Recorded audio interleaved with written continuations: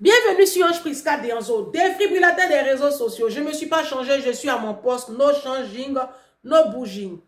Le son de la vidéo, Julie va faire un petit montage. Hein? On fait un petit montage là, j'ai un petit clip façon quoi. Montage et puis le son seul. Je le mets sur YouTube, Facebook, TikTok.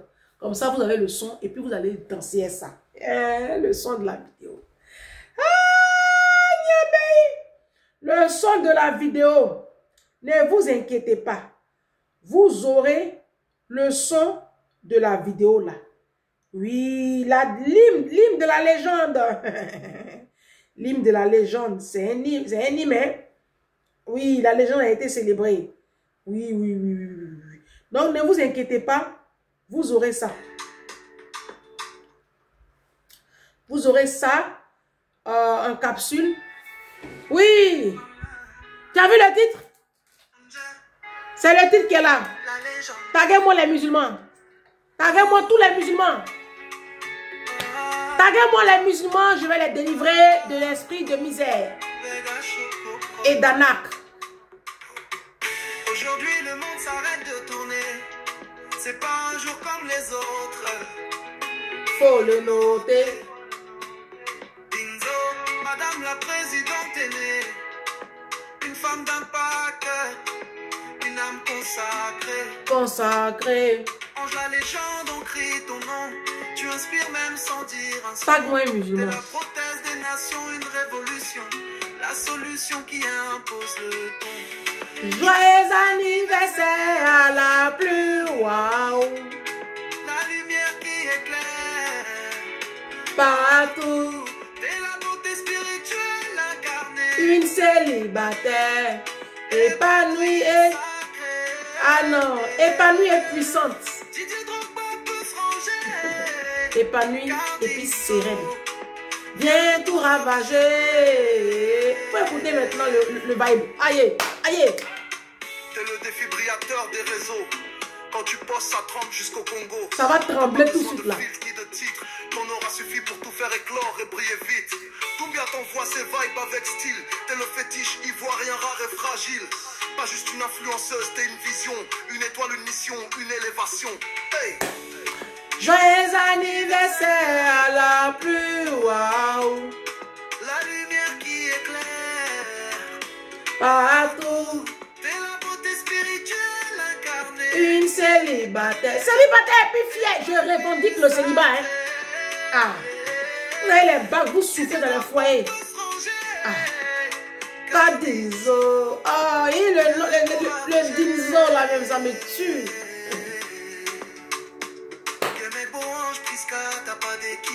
Ah non. L'unique. Beaucoup copié, mais jamais égalé. Aujourd'hui, on te célèbre sans fin. Avec amour, respect et refrain. Joyeuse fête à notre étoile ivoirienne. La présidente au cœur qui règne. Au cœur qui règne. Aïe, oh. Joyeux anniversaire. À la plus waouh. Ah non. Qui éclaire Bon. partout. T'es la beauté spirituelle incarnée. Une célibataire. C'est bon. Doumbia, sois salué depuis ta position. Mariam Doumbia, tu es assise, tu as tagué un musulman, parce que ça va beaucoup défibriller. Bon, la veille de la Tabaski là, j'ai reçu une vidéo qui m'a très choquée. Vous savez que j'ai reçu le Coran. Je suis en train de lire votre Coran.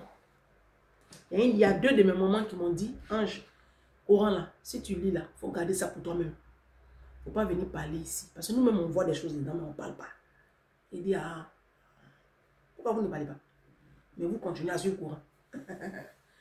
Il a parlé un peu, pas beaucoup. Il a parlé un peu. Il y a des personnes que je vais délivrer.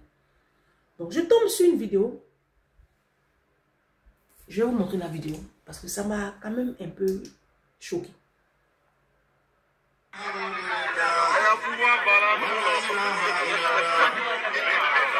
Ne vous inquiétez pas, hein, je vous explique.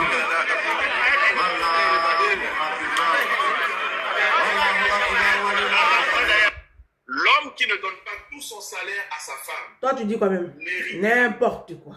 Voici aussi des timbrés ici qui racontent des conneries. L'homme qui ne donne pas tout son salaire à sa femme. N'importe quoi.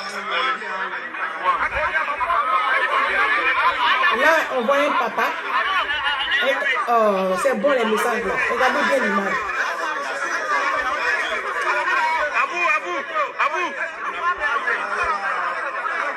Vous voyez la petite fille, elle a peut-être 8 ans ou 9 ans.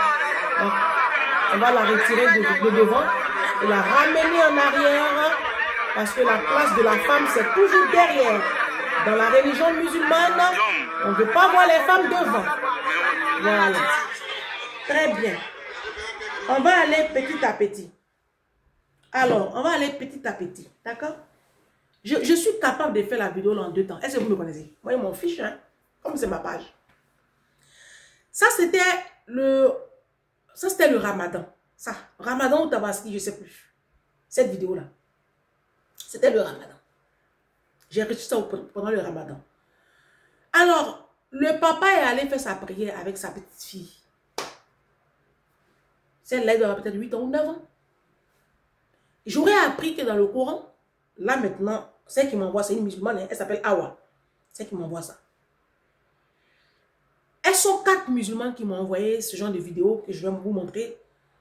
Et elles m'ont fait des audios. Et j'ai supprimé les audios. Parce que je serais tentée de les faire passer. On va les reconnaître, c'est pas bon. Parce que ce qu'elles ont dit là, ah non, c'est pas bon.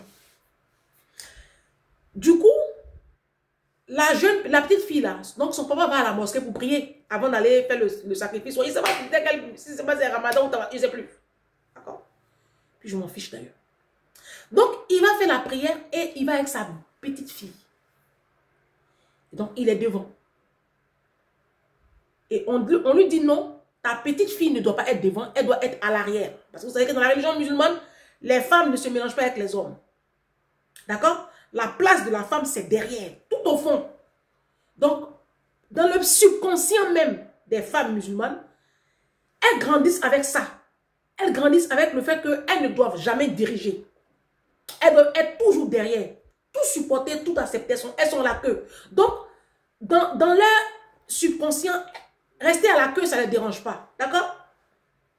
Donc, la petite fille, on la prend, on la met derrière. Donc, ça fait un tollé. Les gens ont filmé, ils ont mis sur les réseaux sociaux. Et les gens ont commenté pour dire, mais elle n'est pas encore plus bête. Et c'est là que j'aurais appris que dans la religion musulmane, tant que la femme n'a pas encore ses règles, elle peut être, la petite fille, elle peut être devant. Mais ça ne doit pas vous choquer les musulmans en fait. Parce que ça a toujours été comme ça. Il est où mon téléphone? Donc ça m'a un peu intrigué quand même. Je vais vous montrer une série de choses qui me désolent quand même un tout petit peu. D'accord? Il y a ça. Pendant la Tabaski, là, les musulmans se sont levés, là, ils ont pris le vol corset. Ils disent qu'ils vont faire le Tabaski avec leurs parents en Afrique. D'accord? Quand on les critique, on dit que vous êtes sauvages, vous dites que non. Que nous, on vous stigmatise. Alors, voici ce qui s'est passé dans le vol corset. Que des djoulas. D'accord?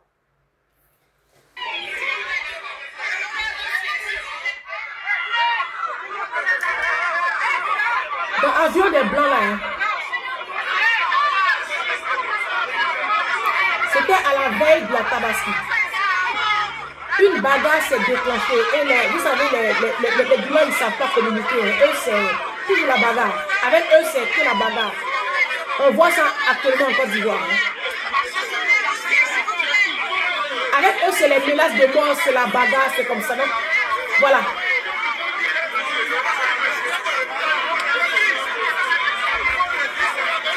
Dans l'avion des blancs, hein. Dans l'avion des blancs. D'accord? Voilà. Ils ont fait tout ce bazar-là. L'avion a été immobilisé jusqu'à ce qu'on puisse les calmer. Voilà. On continue avec les vidéos. Alors, il y a une circulaire que je pense que vous connaissez, vous les musulmans qui pratiquez la religion.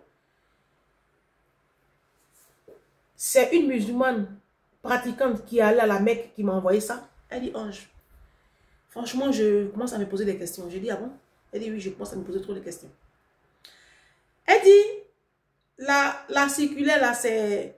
elle me dit, mais on nous parle que l'islam est une religion d'amour et de paix. Mais je commence à en douter. Je dis, à toi, c'est maintenant que tu commences. Que Dieu te bénisse. Une femme vient voir le prophète Mahomet. Elle dit ceci, j'ai commis l'adultère, purifie-moi. Elle voulait que Mahomet la punisse afin que qu'Allah lui pardonne son péché et la laisse entrer au paradis. Mahomet lui dit, va-t'en jusqu'à la naissance de l'enfant parce qu'elle était enceinte. Après avoir mis l'enfant au monde, elle revint avec l'enfant et dit, voici l'enfant que j'ai mis au monde. Mahomet lui répondit, va-t'en, allaite-le jusqu'à ce qu'il soit sévré. Une fois l'enfant sévré, elle vint vers le prophète avec l'enfant qu'elle tenait avec un morceau de pain à la bouche. L'enfant devait avoir à peu près 2 ans, selon la durée prescrite par le Coran pour l'allaitement. La femme lui dit, messager d'Allah, le voici, je l'ai sévré. Il mange maintenant la nourriture solide. Mahomet arracha l'enfant à sa mère, le donna à un musulman et prononça ensuite la sentence. La femme fut enterrée dans une fosse jusqu'à la poitrine et on la lapida.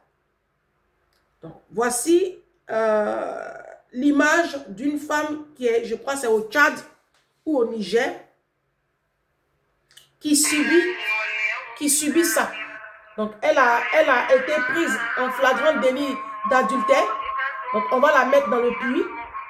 D'accord? On va l'enterrer. On va l'enterrer à moitié. L'image est insoutenable parce que je vais couper là. L'image est insoutenable. Donc, je vais arrêter là. Je vais arrêter l'image là parce que j'ai peur que YouTube me censure. Et donc, on va la lapider selon les textes coraniques. D'accord?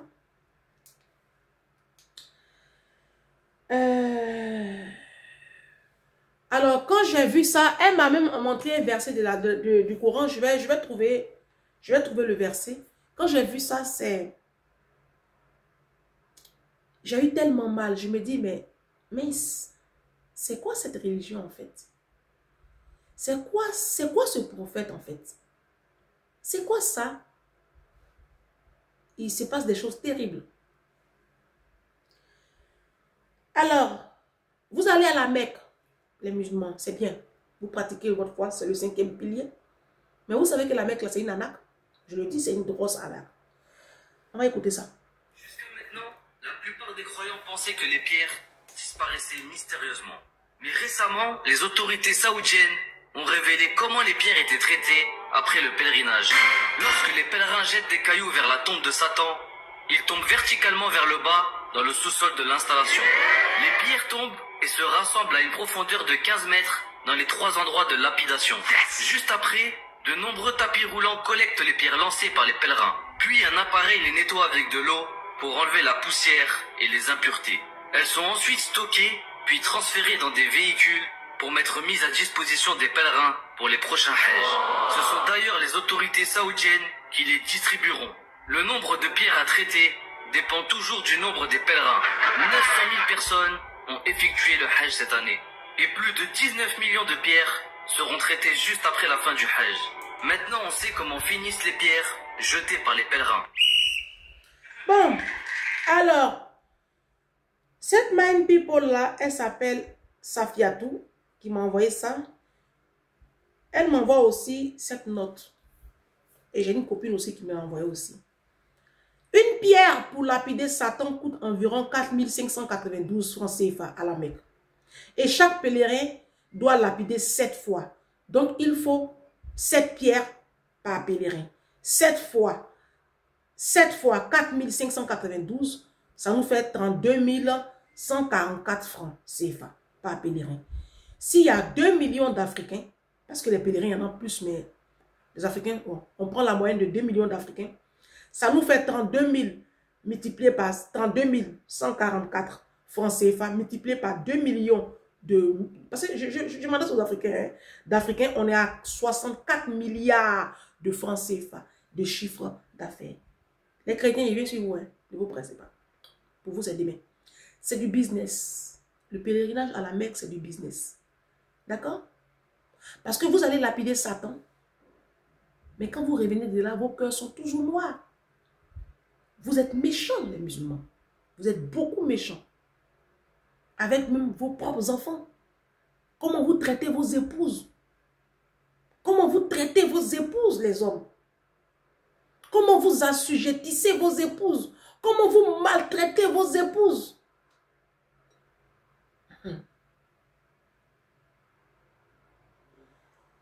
Vous, mes soeurs, au lieu de prendre votre argent de la Mecque, là, pour investir sur vos enfants ou sur vos petits-enfants, c'est une arnaque. La religion, telle qu'elle est pratiquée en Afrique, que ce soit le christianisme ou l'islam, c'est une grosse arnaque. C'est une grosse manipulation pour ceux qui sont en face. C'est l'argent. Parce que je vais vous dire une chose, les Arabes même là, qui ont envoyé l'islam là, ils ne nous aiment pas. Ils n'aiment pas les Africains. Si la Mecque était par exemple au Mali, jamais, jamais au grand jamais, un Arabe se déplacerait pour aller en pèlerinage au Mali. La traite arabo-musulmane a duré 1400 ans. Les Arabes n'ont jamais aimé. Les Arabes n'ont jamais aimé les Africains. Les Arabes n'ont jamais aimé les Africains. Il y a une autre vidéo où on montrait, au pèlerinage là, où on montrait les autres peuples qui sont venus en pèlerinage. Eux, ils sont mieux logés. Et les Africains, eux, ils étaient logés vraiment à la belle étoile. Eux, ils étaient vraiment à la belle étoile, dans la précarité, quoi. Jusqu'à maintenant. Ils étaient à la belle étoile, dans la précarité. Bah, ils n'étaient pas... Ils ne sont pas considérés, quoi, en fait. Ils ne sont pas considérés. Donc, la vidéo, je ne l'ai pas. Je ne sais plus où elle est. Donc, ils ne sont pas considérés. Et je crois que la vidéo a fait le tour sur TikTok. Plusieurs vidéos comme ça. Comme maintenant, on est à l'ère des réseaux sociaux. Donc, les secrets sortent. Hein. Donc, les gens ont filmé. Et on voit les Africains qui sont parqués là-bas, qui dorment à la belle étoile dans des conditions mais des plus déplorables. Et on construit des tentes pour les Arabes, les Blancs, musulmans. Ceux qui ont la peau blanche, qui sont venus au pèlerinage, eux, ils sont mieux lotis. Ils ont un traitement de faveur. Et maintenant, les Africains, eux, ils sont traités comme de la racaille, comme des animaux. Vous savez très bien, les musulmans, que les Arabes ne nous supportent pas. Vous le savez. Quand vous partez en Arabie Saoudite, ceux qui sont déjà allés à la Mecque, ils peuvent en témoigner. La discrimination qui est là-bas. C'est pareil comme chez les chrétiens. Hein, quand tu vas au Vatican, à l'église catholique au Vatican, dans le clergé catholique, comment on traite les prêtres blancs, les religieuses blancs et comment les religieuses noires sont traitées, il n'y a pas photo. Hein, la discrimination, elle est parlante. Hein, c'est pas que les musulmans, attention. Hein. Mais je dis, j'ai bien sûr les chrétiens, vous êtes pressés. Demain. Du coup, à un moment donné, il faut se poser des questions. Vous êtes en train de les enrichir, en fait. Les pays arabes sont puissants. Ce n'est pas que le pétrole. Ils ont su créer ils ont su réfléchir et puis créer du tourisme. Soit religieux, soit une autre forme de tourisme. Tel que prôné aujourd'hui par le Qatar, par Dubaï, Abu Dhabi, ces pays-là, du Golfe là, ces pays arabes-là, ils ont compris que nous, les Africains, on était la peau blanche là. Quand on voit, on tremble. On tremble. Maintenant,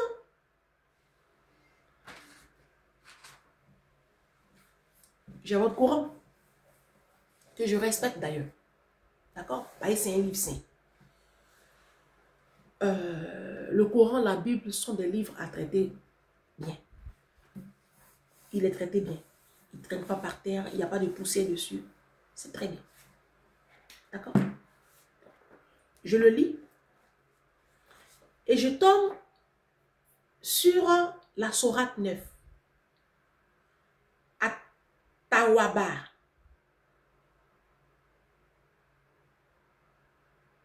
Le désaveu ou le repentir. C'est ce que ça veut dire, hein, entre parenthèses. Je tombe sur la sourate 9 et je tombe sur le verset 28.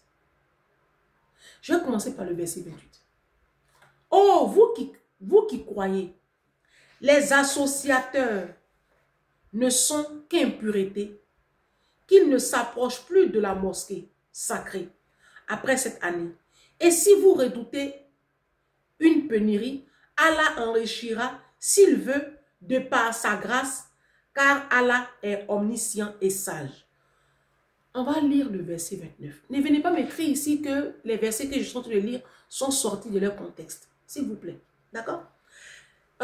Juste en parenthèse, la femme qui était en train d'être lapidée là tout à l'heure, vous savez ce que ça m'a fait penser? Ça m'a fait penser à la femme qui a été surprise en flagrant délit d'adultère et que les Juifs ont ramené à Jésus pour trouver un moyen pour le condamner. Là, lui, le prophète Mahomet, à la fin du film, il a dit que la femme doit être lapidée. D'accord? Le prophète Mahomet. Jésus, lui, quand la femme a été envoyée, ils lui ont dit, Moïse nous a dit que cette femme doit être lapidée. Jésus dit que celui qui n'a jamais péché, lui lance la première pierre. C'est ce que Jésus a dit. Et à la fin, bah, ils se sont sentis tous accusés. Ils sont partis, ils n'ont pas lapidé la femme. Jésus s'est levé, il s'était abaissé pour écrire, pour parler au sol. Il s'est levé, il a dit à la femme, moi non plus, je ne te lapiderai pas, je ne te condamnerai pas. Mais va. Et ce que tu viens de faire là, il ne faut plus le faire. D'accord? Moi, j'appelle ça l'amour. Ça, c'est l'amour. Donc, quand on me parle de religion, de paix, d'amour, oh, je commence à en douter. Hein. D'accord? Et celle qui m'a envoyé ça se pose la même question. Hein. Bon. On va lire Sourate 9, verset 29. Tu t'es assise? Il faut t'asseoir. Combattez ceux qui ne croient pas, qui ne croient ni en Allah, ni au jour dernier, qui n'interdisent pas ce qu'Allah et son messager ont interdit et qui ne professent pas la religion de la vérité.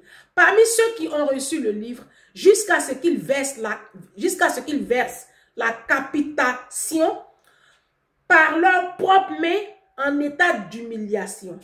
Écoutez le verset 30. Le verset 29 dit, combattez ceux qui ne croient ni en Allah, ni au jour dernier. Combattez. Combattez, ça veut dire combattez. Ok? C'est le français. Hein? Tu tapes Google combattez définition, c'est écrit. Hein? Ça n'a rien à voir avec quelconque contexte. Là, je vous sens de vous lire. D'accord? Donc, ne venez pas écrire ici en bas. Non, vous prenez les versets, sortez des contextes, s'il vous plaît. D'accord? Verset 30. Les Juifs, donc combattez. Les Juifs, Ouzahir est fils d'Allah, et les chrétiens. Combattez les Juifs et les chrétiens. Le Christ est fils d'Allah. Telle est leur parole provenant de leur bouche. Ils imitent le dire des mécréants avant eux, qu'Allah les anéantisse. Comment s'écartent-ils de la vérité?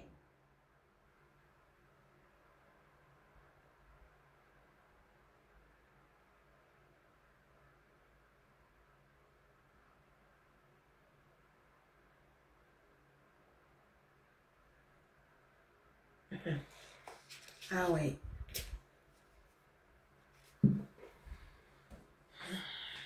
Non, je vais m'arrêter là.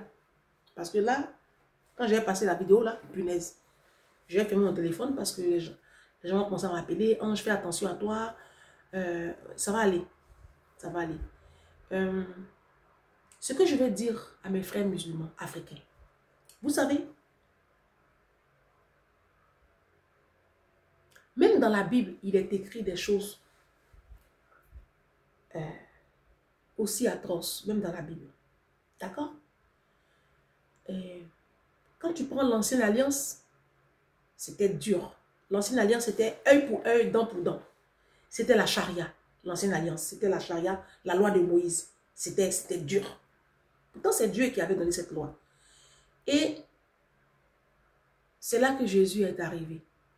Jésus est arrivé avec l'amour, avec la tolérance, avec laisser tomber. C'est avec Jésus que tu apprends, priez pour vos ennemis. Si on te tape sur la joue droite, tends l'autre joue. Pardonnez. Et on vous pardonnera. Faites aux autres ce que vous aurez aimé qu'on vous fasse à vous. Ne maltraitez pas. Ne faites pas ceci. C'est avec Jésus. qu'on apprend dans la nouvelle alliance, l'amour. Donc, quand vous dites que vous servez un Dieu, une religion de paix, apprenez à accepter les autres. Même si ces personnes ne partagent pas votre foi. Arrêtez de persécuter les chrétiens.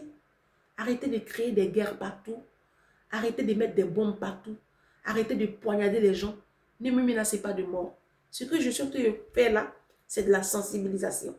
Cette petite-là, qu'on prend devant, et elle était là simplement avec son papa. C'est un enfant. Elle n'a rien demandé. Elle ne sait même pas ce que c'est que l'islam. Elle ne sait pas. Donc son papa, tout heureux de venir communier avec sa communauté, vient avec sa petite fille chérie. Il ne va pas la laisser derrière là-bas à qui? S'il est venu seul sans la maman. Ou du moins peut-être qu'il est venu avec sa femme, mais la petite, c'est un enfant à papa, elle est collée à son père. Qu'est-ce que vous avez à la prendre comme ça des bras de son père pour la ramener en arrière sous prétexte que les femmes... Mais ce n'est pas possible. L'image, c'est pas possible. C'est quoi ça? Pourquoi dans cette religion, vous êtes constamment en train de casser la femme? Pourquoi vous faites tout pour que la femme soit brisée? C'est ça qui me dérange. Sinon, moi, le reste, je m'en fiche. Moi, mon combat, c'est ça. Pourquoi vous faites tout pour museler vos femmes? Pour les éteindre? Pour les tenir assujetties? Pourquoi? Non. Et moi, je vais dire aux femmes musulmanes, vous avez le Coran, vous avez le prophète Mahomet, vous avez votre... Mais vous n'êtes pas obligé vous savez, dans la Bible, Deutéronome 30, verset 29 dit ceci. Si je ne me trompe pas. Vous savez, dans l'homme, il y a le bien, il y a le mal. Oui. Dieu a créé le bien. Dans l'homme, il y a le bien et le mal. Quand tu fais du bien, tu sais que tu fais du bien. Moi, je connais des musulmans qui ne pratiquent pas tout ça. Hein. Ce que je viens de vous montrer là. Oui. Moi, je connais des musulmans qui ne pratiquent pas à la lettre ce que le prophète Mahomet a dit. Je vous promets. C'est parce qu'on ne peut pas citer les noms ici. Parce que les gens savent ce qui est bien et ils savent ce qui n'est pas bien. Parce que même la Bible le dit. C'est pour cela que je crois que c'est un livre saint. Parce qu'il y a des parties qui rejoignent un peu la Bible dans le Coran. Hein. C'est vrai que souvent c'est dur. Mais c'est l'ancienne alliance. C'est les lois de Moïse là qui sont là. Hein. C'est dur.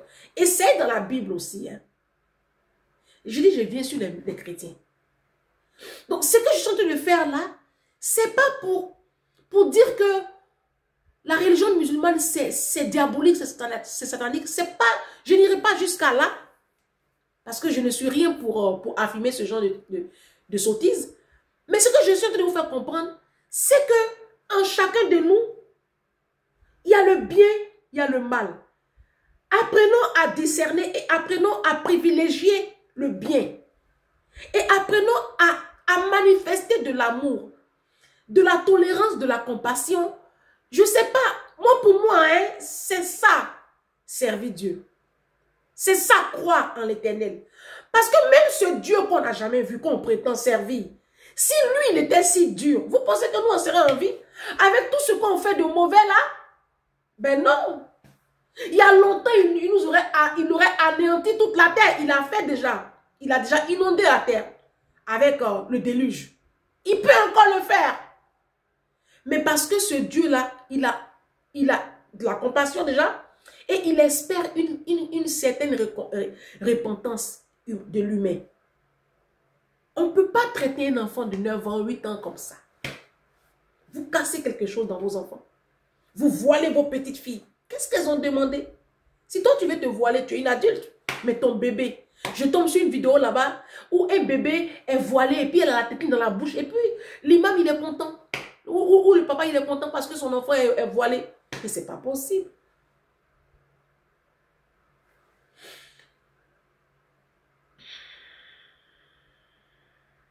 Deutéronome 30, verset 19. J'en prends aujourd'hui à témoin contre vous le ciel et la terre. J'ai mis devant toi la vie et la mort, la bénédiction et la malédiction. Choisis la vie. D'accord? Dieu nous donne le libre arbitre. Dans la Bible, quand tu prends la loi de Moïse, il y a un verset là-bas qui dit que si ton enfant, je crois que c'est dans Lévitique, c'est dans Lévitique, ça c'est un livre qui est très dur, Lévitique, c'est grave. Lévitique, c'est ouf. Si ton fils ou ta fille te désobéit et qu'elle fait des choses abominables, tu la prends, tu prends sa mère, tu prends l'enfant, tu déposes l'enfant sur la place publique et vous appelez tout le village et on lapide l'enfant jusqu'à ce qu'il meure. C'est écrit dans la Bible. Non, mais comprenez mon message. Et pourtant, aujourd'hui, on ne pratique pas ça. Parce que Jésus est venu avec l'amour. Jésus est venu avec beaucoup d'amour. Donc, ce que je vais demander aux musulmans, manifester de l'amour. Tu peux cohabiter avec un chrétien, c'est pas grave s'il ne partage pas ta foi. Moi, je cohabite avec des musulmans. Moi, mes amis sont musulmans. Moi, j'ai grandi au nord de la Côte d'Ivoire. J'ai été aimé par le peuple musulman, par des personnes qui ne pratiquent pas ma foi. Et ce que je vais dire aux Africains en Côte d'Ivoire, c'est ce message-là. Ne brandissez pas la carte de la religion. Ça va nous créer, ça va nous mettre dans une guerre, mais grave. Parce que la religion que vous voyez là, les gens ont créé les choses pour nous détruire, pour nous tenir en captivité, pour nous assujettir. Faites beaucoup attention. Nous servons un Dieu, nous croyons tous en Dieu. Manifestons beaucoup d'amour. Tu connais la vérité. Tu sais ce qui est bien, ce qui n'est pas bien. Tu ne peux pas faire le mal à ton prochain au nom de la religion parce que c'est écrit. Non. Dans la Bible aussi, il y a beaucoup de choses qui sont écrites, mais on ne fait pas. On ne fait pas. Parce qu'on sait ce qui est bien. Ce que tu ne vas pas aimer qu'on fasse à ton enfant ou qu'on te fasse à toi, il ne faut pas le faire à ton prochain. Ça, c'est l'amour. Ça, c'est Dieu. Et nous sommes des dieux, nous sommes des petits dieux. Donc, essayons de nous aimer, essayons de vivre ensemble sans brandir cette carte-là de l'islam, à tout moment, et vouloir faire du mal aux autres. Bienvenue sur Ange Prisca Denzo, taguez-moi les pasteurs. Demain, ça va défibriller.